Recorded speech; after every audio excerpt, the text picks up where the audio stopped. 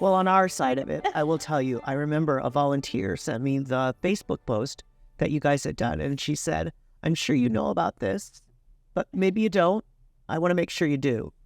And I remember sitting at my desk here at the wishing place, and I just had to walk out, right? Because Maddie was always such a light. Yeah. Whenever you were around her. And I, as with any of our kids or our parents or our families who go through this, I couldn't imagine not having that light around us anymore.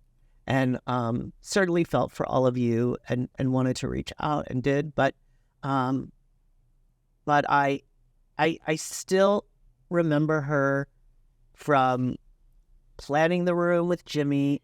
I remember we did a virtual visit, and I was on camera at the bar here. We were at our wishing counter, Linda's wishing counter, because we were doing the virtual call, and I just wanted to see how things were progressing, and I saw her happiness there, and I remember seeing her after transplant, and I remember seeing her running and being Maddie, right?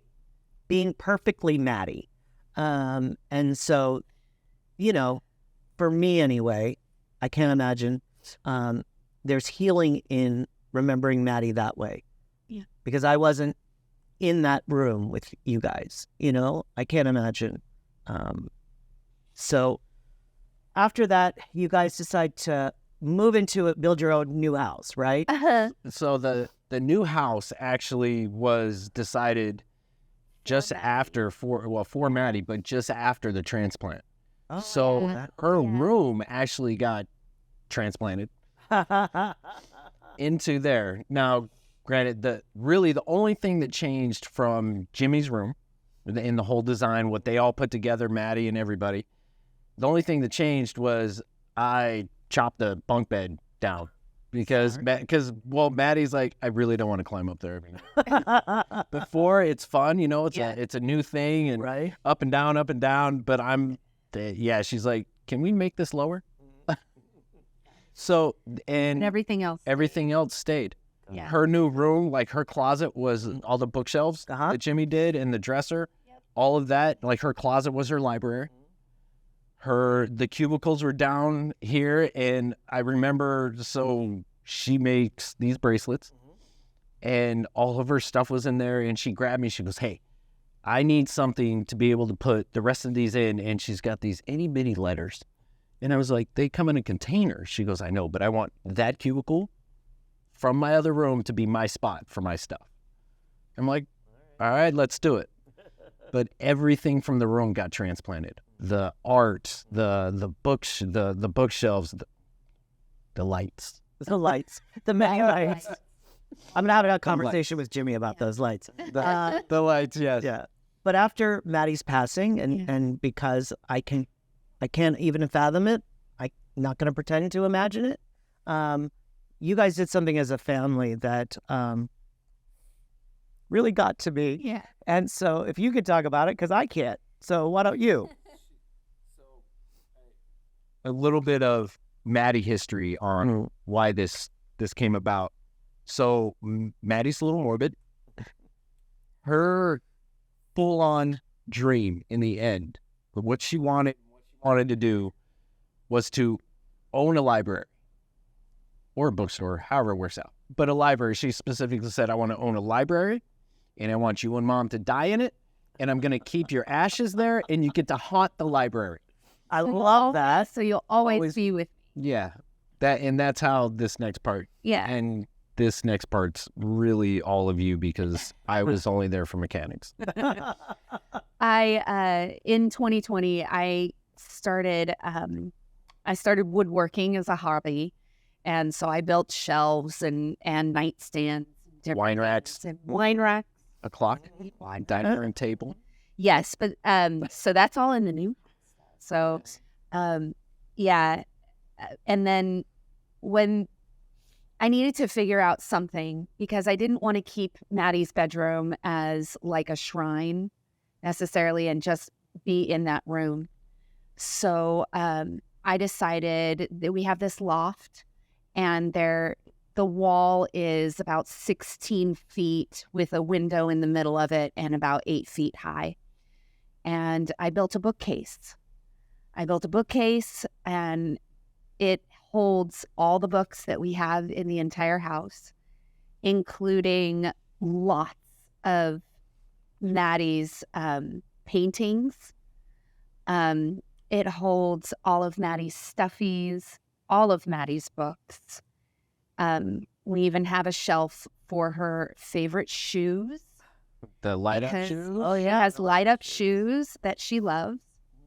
But one very special shelf holds Maddie, because when Maddie passed, to go along with the fact that she wanted a library, I was reaching out to a women's woodworker group, and one of the ladies kind of said, you know what, take a look at my website and let me know if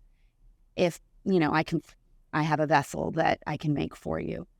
And I was looking through her website, and I found a vessel that was made out of a book. Wow. And when we were going through Maddie's phone and going through different things, in her phone and everything, she made this TikTok video. And the TikTok video first shows a whole bunch of slide pictures of sunsets.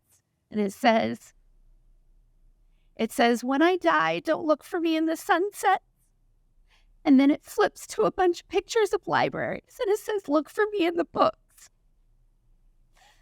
And so I knew finding this vessel would be perfect. And so the book is made out of curly maple, which is that lovely wave of her hair. And the spine is African mahogany, which is like the rich red color of her hair. And the spine is engraved with Go with the Flow, which is something that Maddie has always been it's been a kind of a mantra for her. And so that's her shelf, and it has a picture of her with it and her hydro flask, because she never was anywhere without her hydro flask. That lamp? And her lamp that has about 100 pins on it. It's a Jimmy lamp? Yes. It's a Jimmy lamp. The M from Jimmy is on there as well. There's the art. We have some of the art. Her pillows. Yep. Oh, God. Her pillows are underneath the window. But going into that room is very special. And what's funny is that on the other side of the wall is my giant gallery wall. And it's a gallery wall of all family and pictures of us through the years and everything, and our family and friends and everything. And Maddie's in there, all over there as well. Well, you just gave me an idea, and so I'm just going to go with it. And I'm wondering if you would use some of your woodworking skills.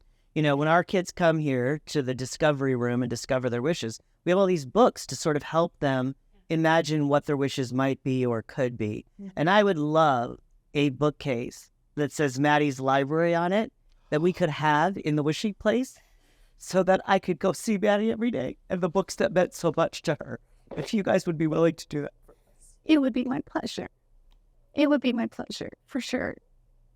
And I would love to do that. Awesome. And I can't wait for kids to be able to read from Maddie's library. I would love to do that. So she couldn't own a library, but now she'll have one here, okay? So thank you guys so much for taking the time to share your story. We love you. I know it's not easy. I love you guys. Make a wish. I love you guys too.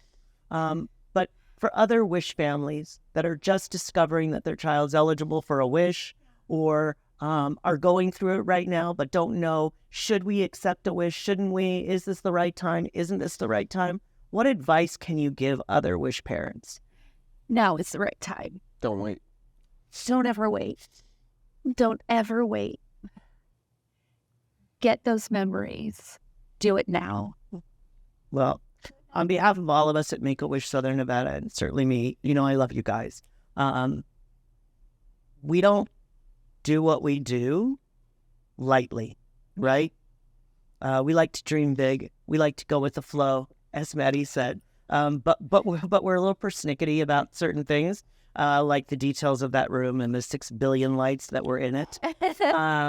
So thank you for allowing us to see the other side of things, to not only see obviously the difficult times and Maddie, about Maddie's passing, but about what the Wish experience meant for you as a family. Yeah. Once a Wish family, always a Wish family. You guys know, you're in my heart, you're in my cell phone, so that's how you need me. But honestly, the Wishing Place was designed for you as Wish families and for our Wish kids to be able to dream and to be able to hope. Yeah. And whether you know it or not, the strength of you as a family gave us hope.